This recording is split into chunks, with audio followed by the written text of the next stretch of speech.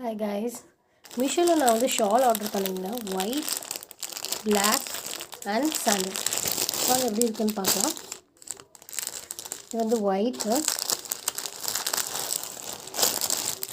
இது black and சாண்டில்.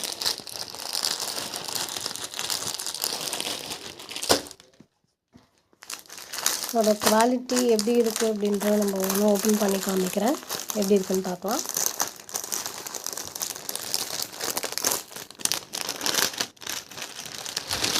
இது கொஞ்சம் நெட்டட் மாதிரி தான் இருக்குது.